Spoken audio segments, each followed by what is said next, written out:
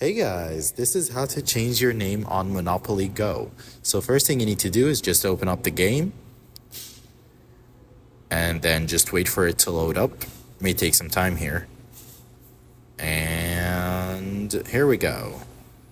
So once it loads up, if you look at the top right corner, you're gonna find these three lines for the menu. Just click on them.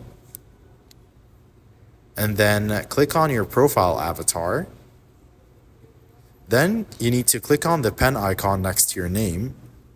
And once you do that, you can change your name to whatever you want. So let's say Syed, for example, instead of Omar. Click on submit. Then click on submit again to verify that you want to change your name. And then you can also change the avatar for your account. So you can choose, let's choose this alligator, it looks cute.